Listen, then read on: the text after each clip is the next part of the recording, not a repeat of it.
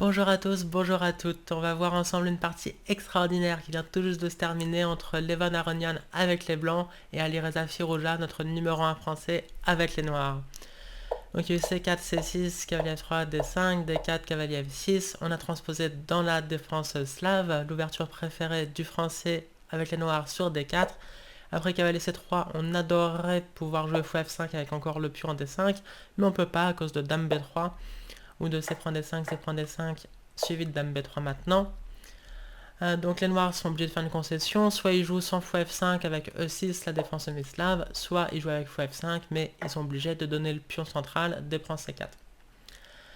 Donc ici, les blancs doivent perdre un tempo pour jouer à 4, parce que sinon, si on fait E4 tout de suite, par exemple B5, les noirs gardent l'option de plus, il n'y a pas assez de jeu d'après la théorie. Donc A4 est le coup le plus joué, fou F5 maintenant, et donc là, deux coups théoriques. On peut jouer E3 avec l'idée fou prend C4. Mais Alireza Firouzja n'a aucun problème avec les noirs, il a annulé ou même gagné des parties assez récemment sur cette variante. Ici, les blancs adoraient pouvoir jouer E4, mais Alireza a son petit coup préféré, son arme, fou G6, et c'est de la prophylaxie contre E4, parce que maintenant, après E4, fou prend C3, les blancs n'ont pas E prend F5, et du coup, ils perdent le pion E4, obligé de reprendre, et cavalier prend E4. Bref, Levon a joué l'autre grand coup, cavalier E5. On peut se dire que les blancs veulent cavalier prend C4, en fait pas du tout, c'est bien plus ambitieux. Ce qu'ils veulent, c'est de jouer F3, puis E4, avec un centre parfait, et ensuite on pourra même faire fou prend C4. Ou cavalier prend, mais si là les noirs ne réagissent mal, on fait F3, E4, fou prend C4.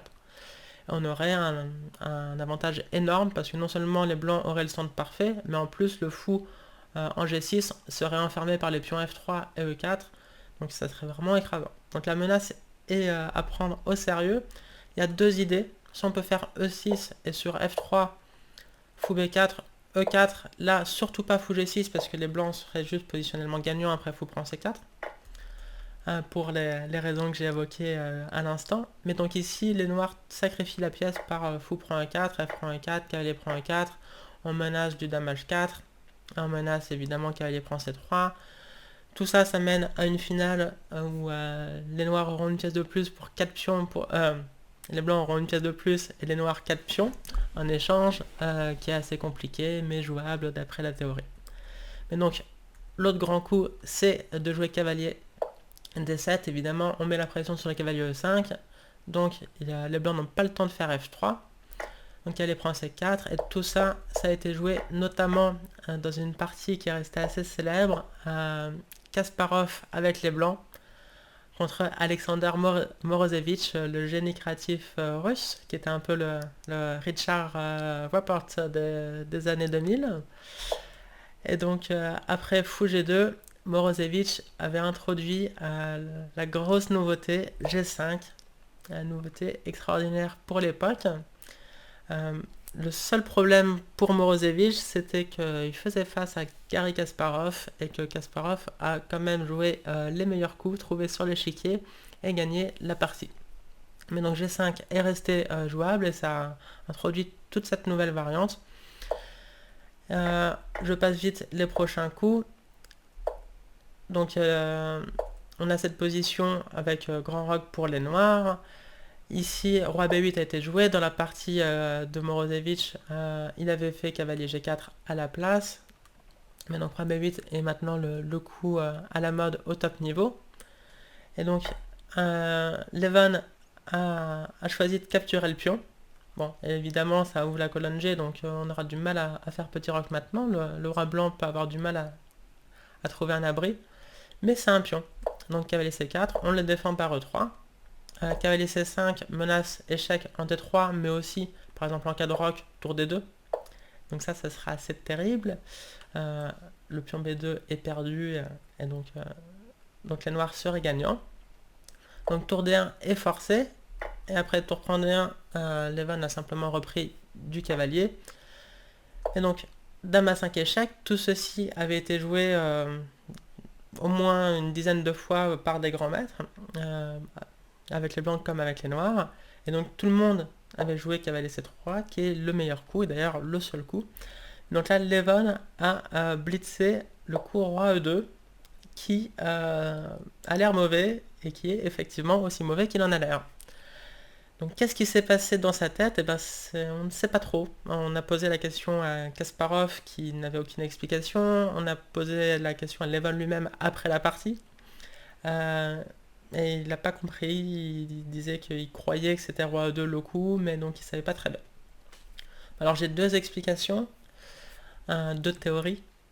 Soit il a confondu parce que donc après qu'il a laissé 3 qui est le seul coup dans cette position, il y a une variante où les blancs jouent avec roi E2, c'est en cas de dame B6, cavalier E4, et ici dame B4 échec, le coup joué c'est roi E2, donc c'est possible qu'il ait confondu. J'ai aussi une autre, donc ça c'est une première explication où il voulait juste jouer ce que tout le monde faisait. Et j'ai une autre théorie qui vaut ce qu'elle vaut, je vous laisse décider de sa valeur. C'est qu'il avait préparé le petit coup roi prend D1. Nouveauté théorique. Et ici, les noirs ont un seul coup pour égaliser. Et ce coup, ce n'est pas dame A5, parce que dame A5, ici, il y aurait roi E2, qui prendrait l'avantage, parce que sur dame A6, ça va ressembler à la partie, mais après roi F3, ici, c'est la même position que la partie, sauf que le cavalier n'est pas en D1, mais déjà en C3, et les blancs sont gagnants. Donc en fait, après roi prend D1, le meilleur coup, seul coup pour égaliser d'après l'ordi, c'est de jouer dame B6, mettons la pression sur le pion B2. Et après, roi E2 quand même, parce que de toute façon le roi n'a rien à faire en D1. Les noirs jouent dame prend B2, dame prend B2, cavalier prend B2, et on a une finale à peu près égale, par exemple tour 1 pour défendre A5, et l'ordi donne 0.00.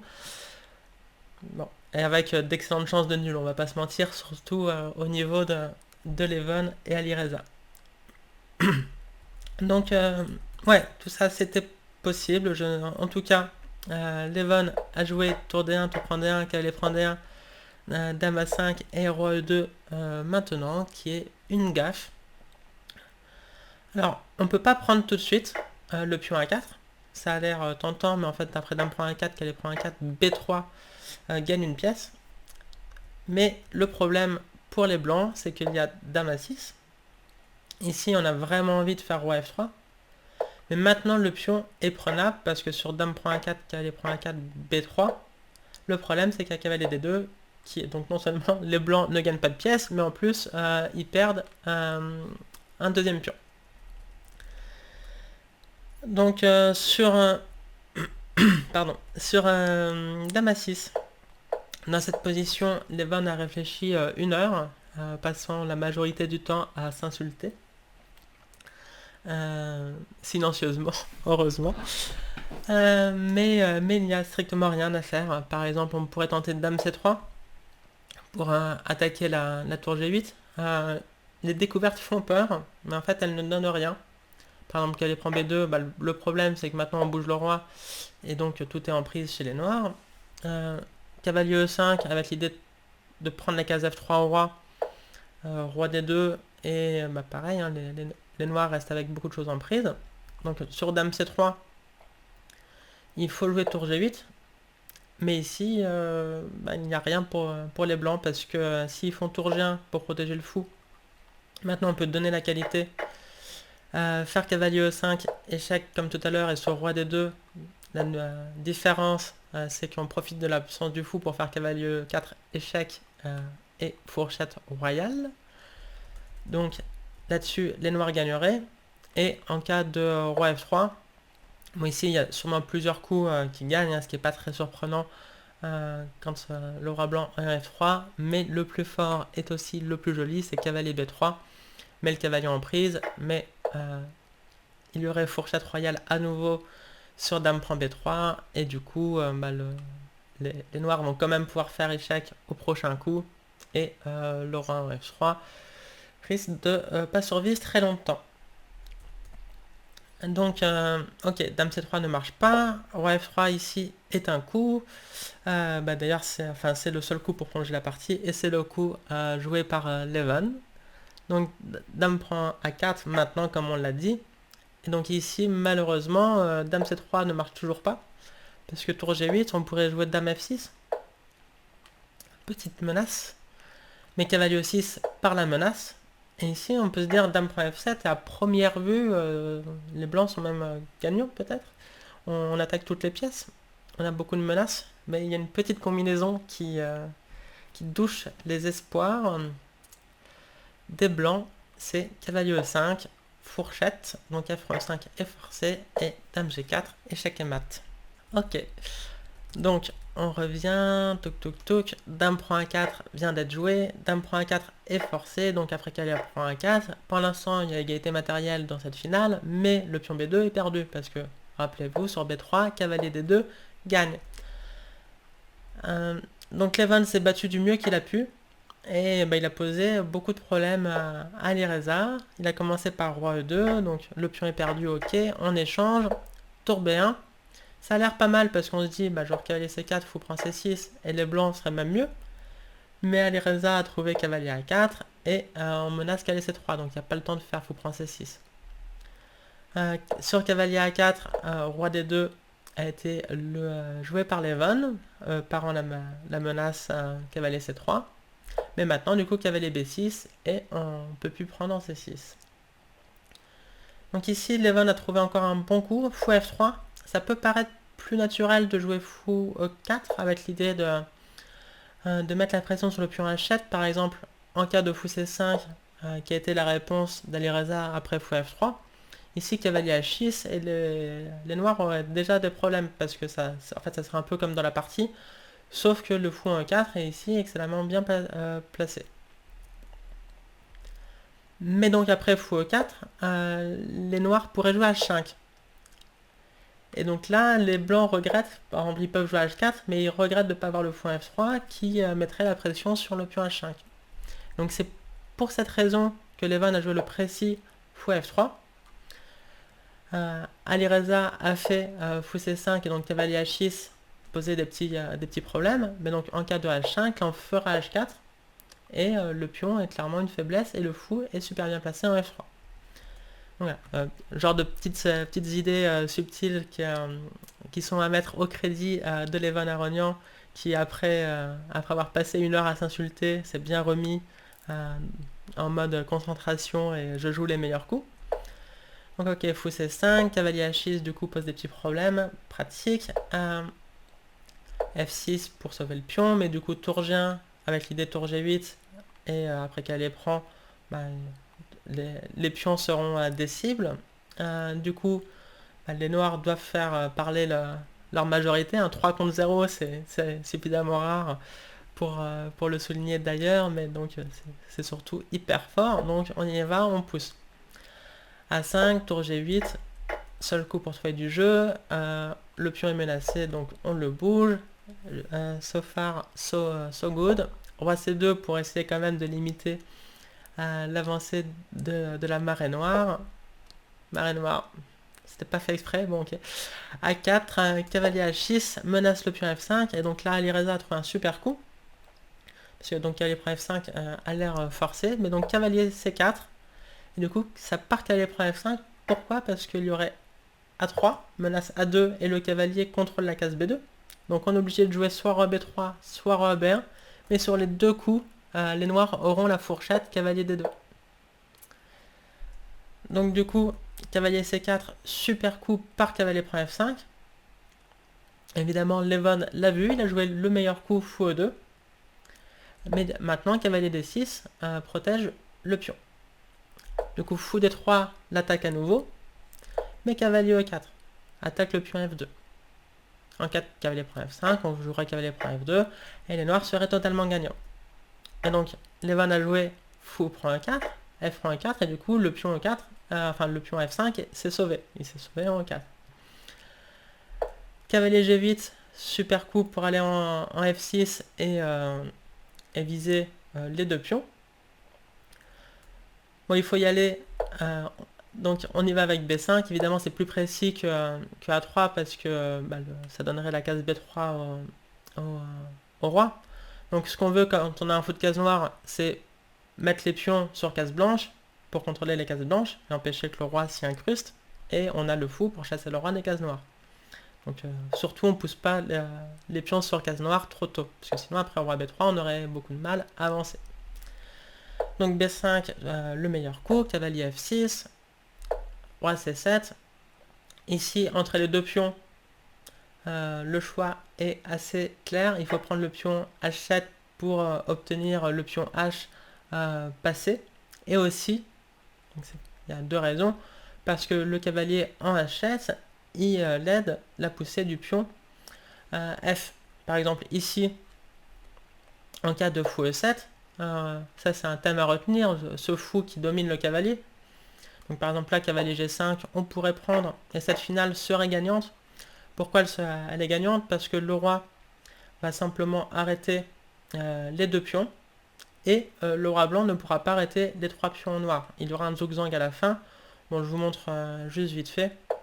Par exemple, roi D6, H4, roi E5, H5, roi F5, H6, roi G6. Donc là, on peut se dire, le roi arrête les pions, mais il ne peut pas les manger, parce que donc roi prend G5, il y aura H7. Le problème pour les blancs, c'est que dans cette position, les noirs jouent roi H7 et les blancs sont en zugzwang. Pour information, là, si les noirs étaient obligés, ne pouvaient pas jouer leur roi, qu'ils étaient obligés de jouer les pions, ça n'irait pas, parce que sur un A3 on ferait roi A2, sur C3 on ferait roi B3, sur B3 on ferait roi B2, et sur C3 on ferait roi C2, A3, roi B3. Et donc à chaque fois on voit que le roi arrête les pions. Le problème après roi H7, c'est que les blancs sont en zugzwang. Si ils jouent leur roi en B2, on fait B3. Et donc on va avancer au prochain coup. S'il va en A2, on fait C3. Et s'il va en C2, on fait A3. Bref, donc tout ça pour dire que cette finale serait perdante, mais donc ici le cavalier est super bien placé et on fait F5 et F6 et F7 et F8 et donc là c'est les noirs qui se battent pour la nulle. Donc après qu'elle prend H7, Alireza a joué B4. Pourquoi il joue B4 maintenant? Parce qu'il est capable de jouer B3 au coup d'après et du coup d'avoir, comme j'ai dit, des pions sur case blanche avec le fou sur case noire. Cavalier G5, B3 échec, tout de suite, roi B2, fou B4 avec l'idée de libérer le pion.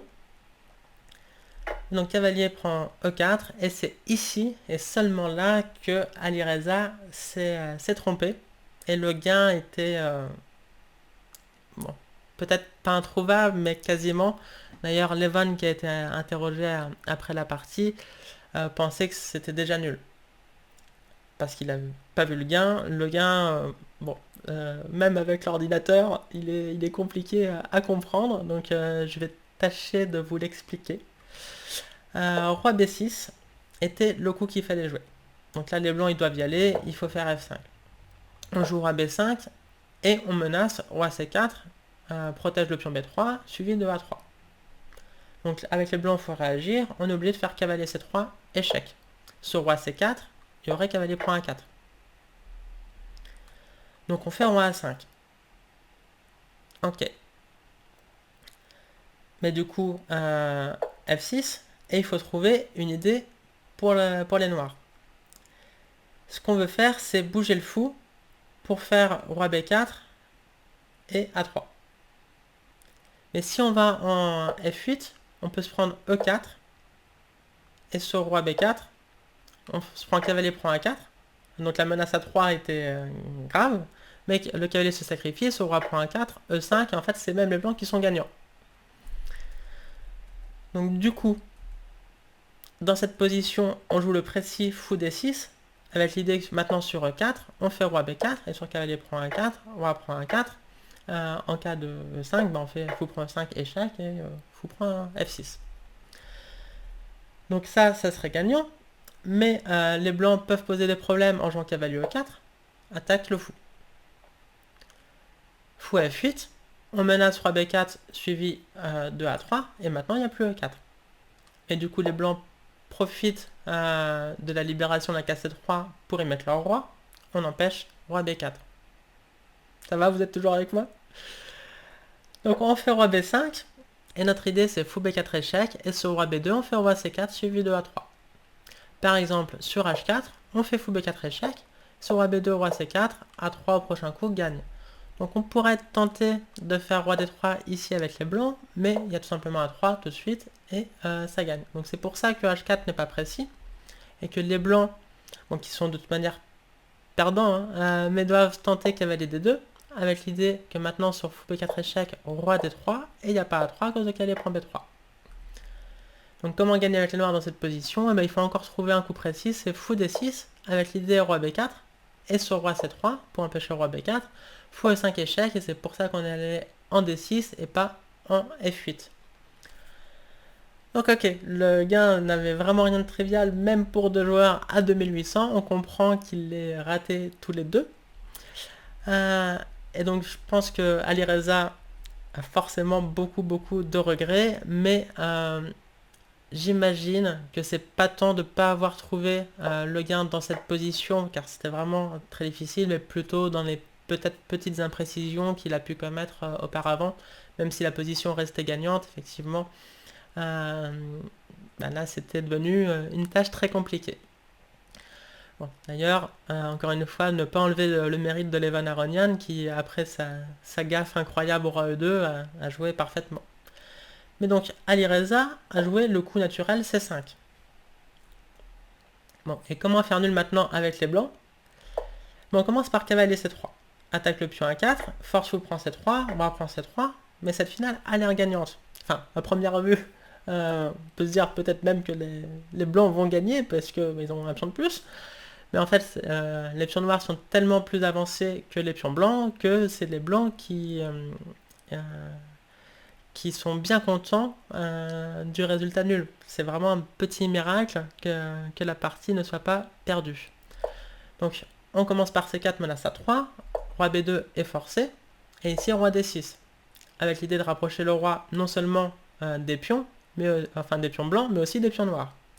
Par exemple, si on fait H4 ici, ça perd tout de suite. Pourquoi ça perd? Le roi ne va pas essayer de chercher les pions, évidemment. Il va en C5, et donc maintenant on peut tenter F5 ou H5. Dans les deux cas, on fait roi B4, et ça va mater. Par exemple F6, on peut faire A3, sur roi C1 par exemple A2, roi B2, C3 échec, sur roi 1, roi A3, F7, menace de faire dame sur échec, mais il n'y a pas le temps, B2 fait échec et mat. Donc c'était pas la seule variante, mais ça c'est vraiment typique. Un roi, déjà avec, il y a plein de thèmes de maths avec roi et 2 pions contre roi. Alors roi et 3 pions, il y en a a fortiori. Et du coup, il faut vraiment que les pions blancs soient très avancés pour pas que les noirs puissent jouer avec roi B4. Et c'est pour ça que le seul coup dans cette position, pour les blancs, pour éviter roi C5 et se faire mater, c'est de faire F5, tout de suite. Là, cette fois-ci, il n'y a pas le temps. Sur roi C5, les blancs gagnent parce que cette fois-ci, après A3, on fait peu importe, j'imagine, ça. Et donc, sur A2, on fait dame sur échec. Donc, il n'y a pas le temps. Donc, après F5, les noirs font roi E5. Et on se dit, ok, le pion est attaqué, je le défends. Et ben non. Parce que si on le défend, pas roi prend E4, roi prend E4, F6, et tout va bien pour les blancs. Mais roi D4, et sur F6, on fait C3 échec. Ça peut ressembler un peu à la partie, sauf que sur roi A3, C2, bon, F7 c'est un dame avec échec, donc il y a quelques thèmes pieds en moins. Donc on pourrait se dire peut-être roi B1 par exemple, mais donc ça c'est pareil, on va gagner, même si le roi noir n'est plus dans le carré du pion, donc ça peut être dangereux pour les noirs, mais en fait c'est totalement gagnant. On fait A3, et sur F7 on fait C2, sur roi 1 c'est mat, et sur roi C1, on fait roi D3, dame, et ce joli petit échec et mat. Donc, après roi E5, pas le temps de faire E4. Et du coup, qu'est-ce qu'il faut faire? Peut-être H4? Nope, parce que H4, on se prend roi E4. Et c'est pareil, on va perdre. Sur F6, roi D3, F7, C3, roi A3, C2, F8 dame, C1 dame, échec, Donc les blancs font dame en premier, mais c'est un dame échec. Roi prend A4, ça va ressembler à la partie, mais vous allez voir l'énorme différence. C'est qu'après B2, les pions blancs, en fait, s'il n'y avait pas ces 3 pions, ce serait comme dans la partie, ça serait nul, parce que le roi noir se ferait bombarder d'échecs, et il n'y aurait aucun moyen de se cacher, comme on va voir. Petit spoiler.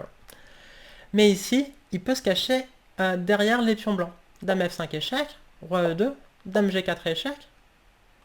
Surtout, on les prend pas, hein, ça ferait nul. Roi prend F2. On fait roi F1. Dame H3 échec, seule case pour trouver encore un échec. On fait roi E1. Dame H1 échec. Et roi E2. Et tadam, il n'y a plus d'échec à cause du pion H4 aussi, sinon il y aura encore dame H5. Donc c'est vraiment à cause de ces 3 pions. S'il n'y avait pas le pion F2, il y aurait dame H2. S'il n'y avait pas le pion E4, il y aurait dame E4. S'il n'y avait pas le pion H4, il y aurait dame H5. Mais ici, c'est perdant. Mais donc Levon a vu tout ça et il a trouvé le seul coup pour ne pas perdre F3. Et après roi prend F5, il faut quand même pousser les pions, parce que sinon le roi noir va passer en B4 et mater. Et donc il faut jouer H4. Et là où c'est extraordinaire, c'est que cette position, elle est match nul très au noir, mais elle serait gagnante pour les noirs si le trait était au blanc. En fait, on peut comprendre pourquoi. Donc je vais donner le trait au blanc en triangulant. Évidemment, on ne jouerait pas ça. Hein. C'est juste pour faire jouer un coup nul. Donc ici, si les blancs ont le trait et qu'ils bougent leur roi, bon, les noirs vont pousser le pion. Donc ça, c'est assez facile. S'ils bougent H5, on voit tout de suite le problème, c'est que le pion H5 est perdu tout de suite. Et s'il bouge un des 2 pions, il donne une case pour que le roi rentre sur F4, on va se prendre E4. Et donc toujours la même histoire, roi D3, C3, etc. Et sur E4 échec, on se prend roi E5.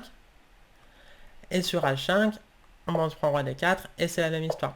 H6, C3, échec tout de suite.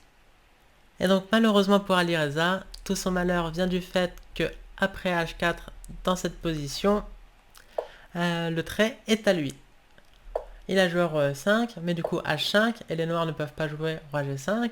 Il joue roi F5 pour menacer quand même roi G5, mais F4 l'empêche. Mais ça donne la case E4, le roi noir s'y engouffre, H6 c'est une course, roi D3, H7, C3 échec, roi A3, C2, H8 dame, c'est un dame sur échec, on pourrait se dire dame B2, mais non, ça perdrait, à cause de dame prend B2, roi prend B2, et cette finale est gagnante pour les noirs. Vous avez dit tout à l'heure que parfois roi et 2 pions suffisent à mater, même quand il y a un pion passé de l'autre côté. Et là c'est le cas. Évidemment on joue pas roi prend E3 F5, on joue pas non plus roi E4 qui ferait que nul. Là les 2 rois tiennent en respect les 2 pions, mais du coup match nul. Mais on joue roi C4. Et après F5 on fait roi B4. On va réussir à mater. Bon, on n'est plus dans le carré du pion, hein, donc les blancs vont faire dame si on ne mate pas. Mais d'ailleurs, en fait, ils vont réussir à faire dame, mais on va les mater après. Ils jouent roi B1. Pourquoi en B1 parce qu'après roi C1, on ferait roi C3, on menace à 2. Donc, roi B1 a le mérite d'éviter ça. Mais on fait roi C3 quand même. Et sur F7, on fait quand même A2 échec. Et sur roi 1, on fait roi C2. Il fait dame maintenant. Mais c'est pas grave. B2 échec. Roi prend A2. B1 dame échec. Roi A3. Et on a une finale de dame avec un pion de moins. Heureusement pour nous, on peut faire échec à mat en un coup. Mais donc évidemment, Levon n'a pas joué dame B2. Il a joué roi prend A4. Et donc ici, après B2, on a une position qui fait penser à celle de tout à l'heure, mais il n'y a plus le pion H. Et c'est très important. Donc là, les blancs ne jouent pas dame D4 échec, qui est peut-être le coup le plus tentant en blitz. On se rapproche de roi, mais après roi E2, on n'a pas d'autre échec et on peut abandonner. Et donc le seul coup pour faire nul, c'est pas non plus dame D8 échec, c'est dame H7. avec l'idée que sur roi E2, bah maintenant on a encore les échecs par là. Donc le roi ne peut pas se cacher, mais du coup Alireza a essayé de manger les pions. Dame H3 échec, roi prend F4, échec, ça. Et là il y a une idée quand même pour les noirs. C'est de rapprocher le roi de B7, B6 pour pouvoir intercaler des dames C6 contre échec sur un échec. Et d'ailleurs il y est allé. Et voilà, là on peut se dire, bah, les blancs sont perdants, parce que dame F6 échec, dame C6 contre échec, force l'échange des dames, et le pion fait dame. Sauf que dans cette position, après roi B6, Levon a encore trouvé un coup magnifique, dame prend B2, échec, force dame prend B2, et patte. Waouh! Quelle fin incroyable de cette partie, tout aussi extraordinaire. J'espère qu'elle vous a plu. N'hésitez pas à le signaler par un petit like ou un petit partage sur les réseaux sociaux. Je vous dis à très bientôt.